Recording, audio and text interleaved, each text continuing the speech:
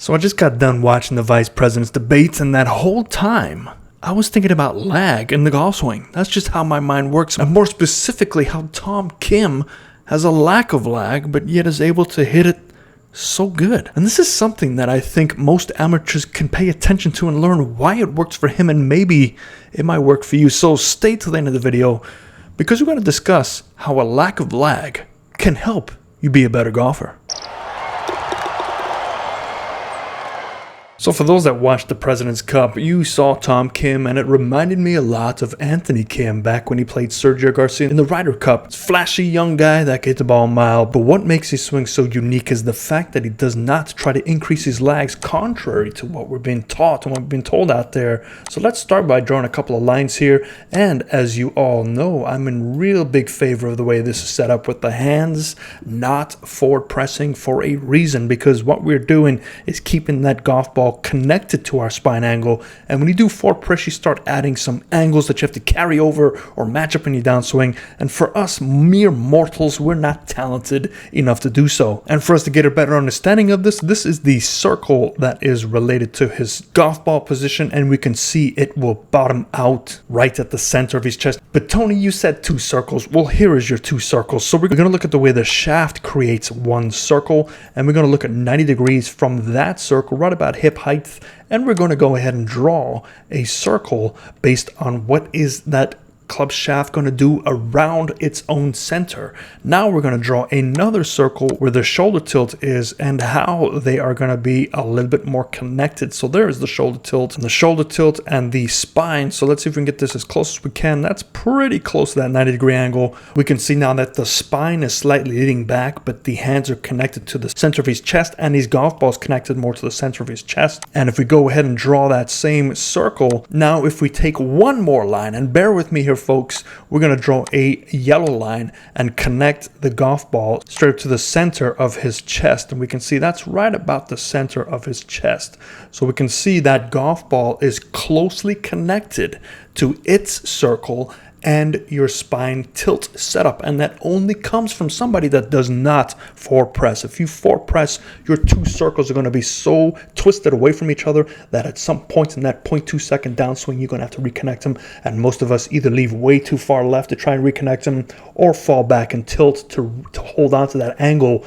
And a lot of the tour pros that do forward press do the latter of these options. But this is key, because now you will not see a lateral shift with Tom. As we take that club back, I want you to watch how he just basically stays more neutral, because he can based on that setup. His center has not shifted, so there's the center. If we can go back and forth, you will see that because of that correct setup, right through impact, his center does not shift at all. So again, this is a huge thing on how we set up the ball. But what does that have to do with lag? So let's watch Tom in the background, and we'll talk about lag and the importance of it. The whole purpose of lag is to get an angle that you can now release that angle down into impact. And the problem is when we start adding too much angle or trying to create too much lag, because we think, I've got to get a lot of lag, I've got to get down there and throw my hands out to release this lag. You heard what I just said? Throw your hands. You don't want to throw your hands, because once we have to get more active hands, as soon as you release the pressure from this lever to this lever, two things are going to happen. Either your body's going to slow down to allow your hands to release, or your hand speed slows down to release the power. And if you look at any golf swing, watch when their hands start to release that lag, their hand speed slows down. It's physically impossible to keep that hand speed relative to your turn while you're releasing that power that is stored up. So this is a key for Tom, and this is why he's able to play in the President's Cup, multiple time winner. And let's take a look. So what we're going to do is look at the angle that he creates at the top of his swing. His left arm does carry a slight break, and for me, this is almost too long of an arm swing. Now, who am I to say that this is not going to work? Clearly it is, but this is a very timing oriented motion, and you will see right at impact what I'm talking about. Ideally, if this was a perfect backswing in my eyes, it would stop right there. And we're going to look at why I think it needs to stop right there. And we're going to draw again a little straighter arm, but look at that angle. That is almost no angle set compared to other professionals. And we do see a lot of amateurs try to get that club back over here. And look at this amount of lag that you are now having to time down at your impact position.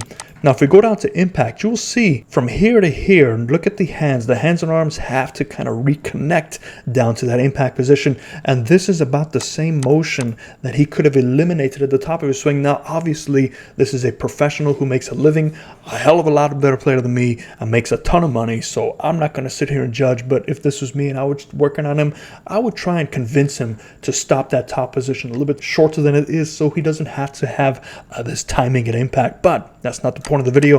The point of the video is to teach you about lag and how to avoid setting your wrist too much. Now let's take a look at some angles. So this first angle we're going to look at is the very top. We're going to draw it from that point down to his left forearm. And we can see it's 126 degrees. So if you're thinking you need to get your wrist to 90, he is 35 degrees away from that position. Now let's go down to slightly when he gets down to impact before he gets to throw his hands out to it. We're going to look at this angle here where the club is parallel to the ground, and we are at 137 degrees. So he's only lost 11 degrees from the top of his swing to impact. So in other words, he's not getting active hands. He is basically turning and holding that angle longer. Now the good thing is we'll take a look at a driver swing from face on. That's 3/4, and we'll take a look at the speed of his hands related to his turn. As we get down to the nucleus, we're going to take a look at the relationship between the tilting and the hand speed and how they keep up with each other. We go a couple of frames, we can see as he is tilting,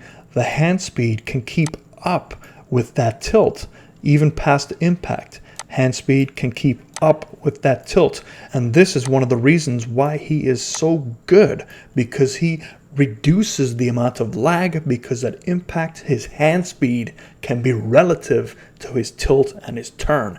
If he had to make up that lag, he would have to slow down his hand speed, and that would create some issues for him at impact. Is if we zoom in, we can start to look at the differences of these angles here. So what we're looking for is the spacing. So you look at the spacing, they're about the same with the spacing as the same with his shoulder tilting. That means that his arms are keeping up with the tilt. They're in the same ratio, the same sequencing, and that's all because he doesn't have to release his hands down at impact to make up for the increased lag that they're teaching out there. Stay away from it. But that is not all. We're going to look at another view.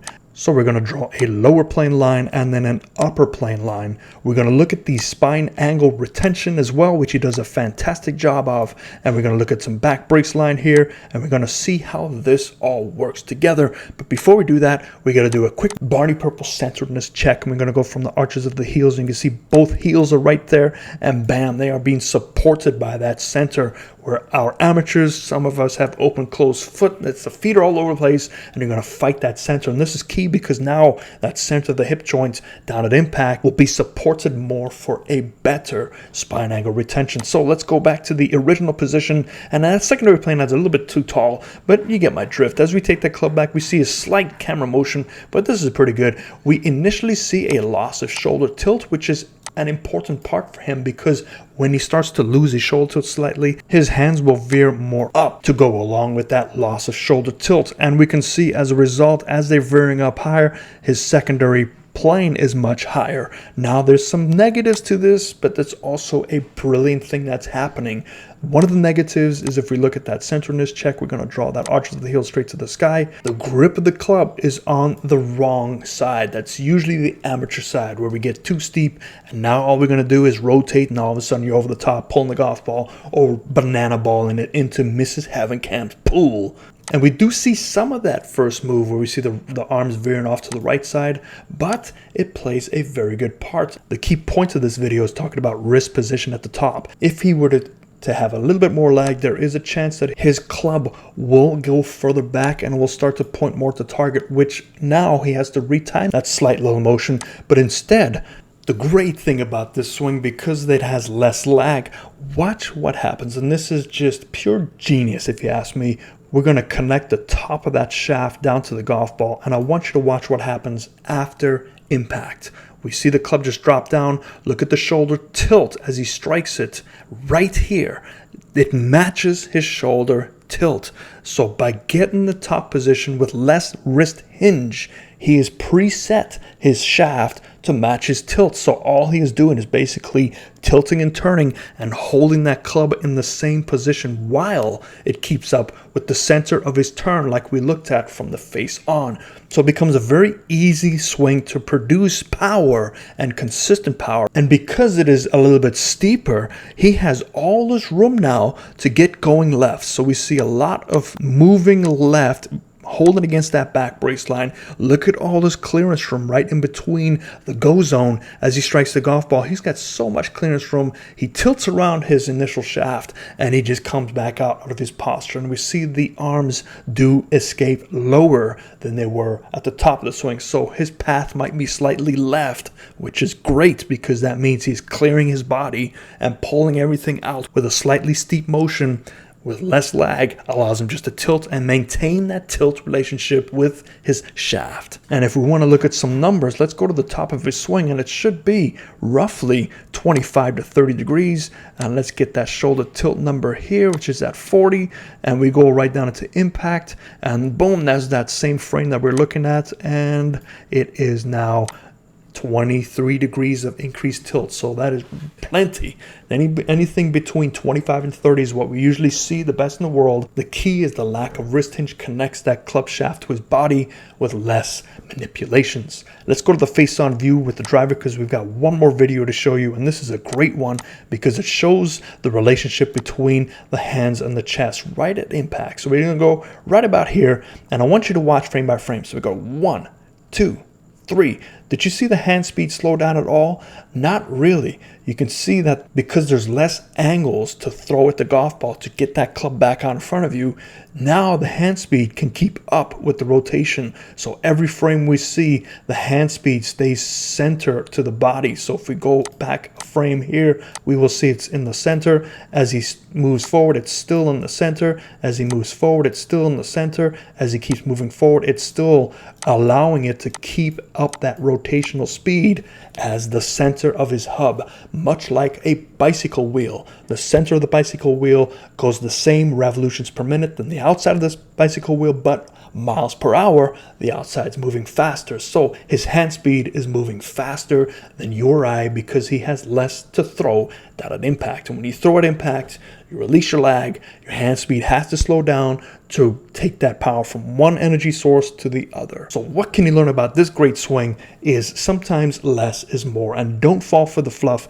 Give this a try. Go out on the driving range and try to get less wrist hinge and think about more body turn. You might be surprised, but then again, there's no money back guarantee at the Lion Golf Academy YouTube channel, because it is free education. If you do like this free education, hit that like, share, subscribe. Really helps the channel grow. Don't forget about Red Light Live on Sundays, where you can send me your video and I will analyze your cause and effect for free because I enjoy your support so much. Thank you very much. I'll see you next time. Fairways and greens.